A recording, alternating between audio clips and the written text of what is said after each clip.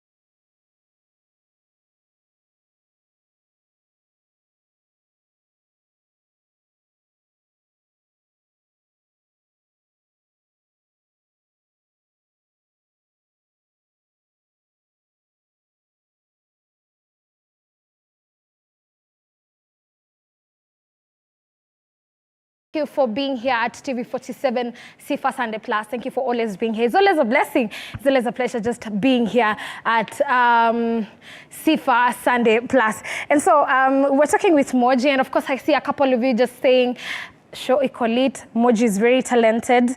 Ni Kevin Obed. Nimekuwa big fan wa Moji Locked watching nikiwa Kasuti. Kasuti is where? I don't know where Kasuti is. Moji Shot Baba is very talented. Na umetuwekea moto hapo. Mingi. Watu wa Naivasha na waona. Eldoret, I see you. You're watching the show from Eldoret. Show iko sawa. You're Eugene Obara. Right. Top SIFA Sunday. Asante sana. It's super burning. I'm watching from Nyali, West Mombasa. Show iko sawa. Israel means one who prevails with God. All right. Deborah was the one judge.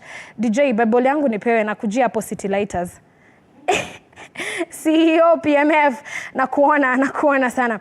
But yeah, Moji, we're talking about tuli consume cheza gospel. Yeah. Kidogo hata kama tuja consume tukijamaliza boy wa kanisa. So we expected something else. Yeah. Is it in the pipeline? Something else like? Something else like I don't know. There was a movement of cheza gospel. Yeah. There was a whole movement of cheza gospel. Yeah. Kidogo boy wa kanisa. Yeah. I was expecting something. Like what now? I don't know, like another movement. No. You see, the thing is, you cannot start so many things. I think God is a God of order. And with that, we must emulate him as Christians. So I can't come up with a movement every other time. So now cheza gospel inaendelea. And it keeps on growing and growing and growing. Because imagine, Miriam, hatujapeleka cheza gospel Nakuru. Hatujapeleka cheza gospel Mombasa. Hatujapeleka hiyo area umesema ujui ni wapi huko? Lusati. Hatutaipeleka huko. So now cheza gospel is gonna go. But Moji as the artist must keep on releasing music. And so, in fact, sasa unasema mambo ya boy wa kanisa.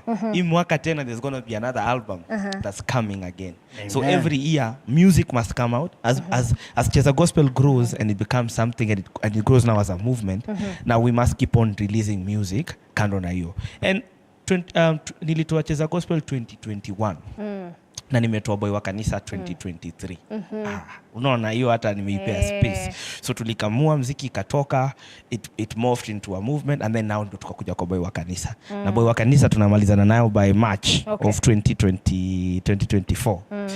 By April, May hapo, we're gonna have another album that's also gonna open. I believe like all these projects, they open something. It's like Cheza Gospel opened something. And by the way, Cheza Gospel was my second project. My first album was called Yesu Mtaani, which also now opened something else. Yes. After Kele Takatifu, my first album yenye ilikuwa na Vimbada, yenye ilikuwa na Boy wa Kanisa, yenye ilikuwa na Jawai Niangusha, hiyo album ilikuwa inaitwa Yesu Mtaani. So tunaendelea tu hivyo. Ni kama every single time I do like a major project, something else opens. So we must keep on like doing them like that. And then maybe next year we do another album. Ivo, pole pole. All right. Even as I hand over to Hobbs to ask you a question, there's a way you write your songs. Yeah. There's just a very captivating way. Yeah. Take me through the process of the creative process of writing songs. Okay.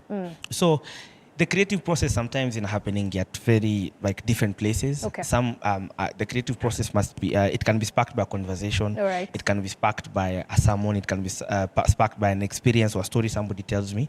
But like 3 or 4 major things that must be in a song that I am writing as Moji Shot Baba. First, the word must be there. So the song must at least captivate something. It must carry something. And if it's not a heavy teaching, it must at least carry the joy of the Lord. Okay. Because there are songs people will say, hey, na hii song lakini aina message deep. Like some songs are just, it must carry the joy of the Lord, or it must spark that thing. But a few main things: 1, the word of the Lord; 2, it must carry it must carry like a good spirit; and 3, it must be very catchy. Okay. Like for me as Moji Shot Baba, one thing that I think God, part of my assignment is to make catchy songs. It must be catchy. If I make a song myself, if there's something I do, if I make a song today in the studio, and tomorrow I cannot remember vile ilikuwa inaenda, are wimbo haitaona light. Because sasa kama mimi siwezi kumbuka na mimi ndo niliimba, ule mtu mwenye anaisikiza kuni anafaa kuisikiza. And you know, most times in fact now with our generation and the generation that's coming, retention information iko very low.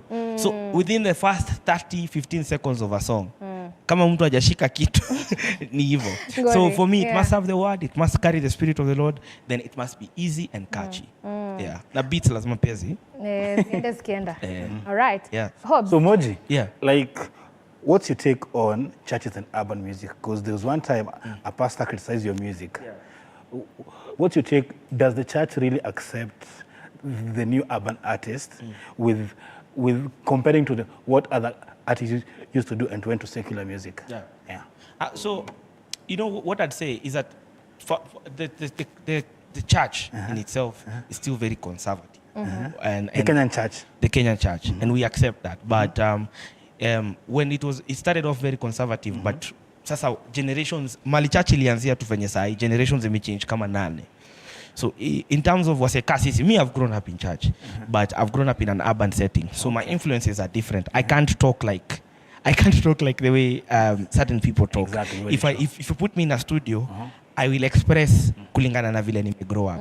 And that's why sometimes some of us tukiingia kuimba, it will be very difficult for me to sing like msee mwenye amegrow a certain space, ama msee mwenye alizaliwa 1980 or 1970. So for me, I know I don't castigate anybody who maybe accept muziki yetu haraka. I'm like, okay, ni sawa. But I feel like there are guys who have seen the matunda ya kazi yetu. Na kuna so many pastors out there when you meona, okay, by the way, you know what? Kuna some young people that listen to Moji Shot Baba. For me, with them, tunawaka pamoja. Those who don't get it, me, I have nothing against them.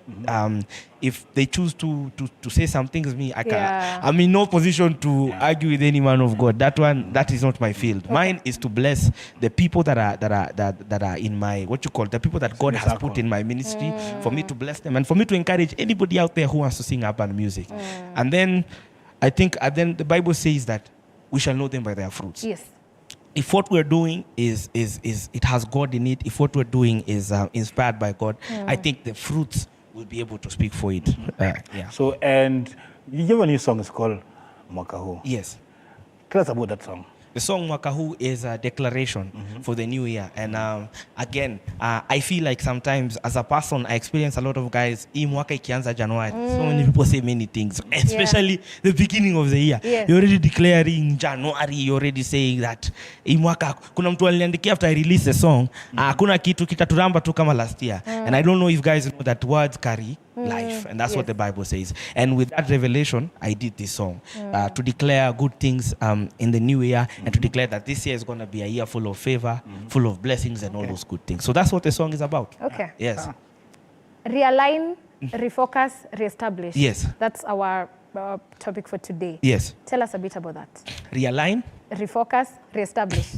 Well, I think realigning is maybe realigning your life to whatever God had put in your heart. Yeah. So it's good to always like find that realignment when you get off the rails, come a train. It's always good to realign. Okay. And how do you realign? Yeah. I think one of the main things that I'm really vocal about, it's very important to have very good people around you as a person, and people who tell you the truth and not only gas you up. All right. I think we're in that culture where you want people who gas you up. You're the best. Yeah. But you need guys who need to watch this show and tell you, Miriam, by the way, you know what? Yeah. At this particular point of the show, you did. Yeah. I think you didn't. I think you had not focused. Yeah.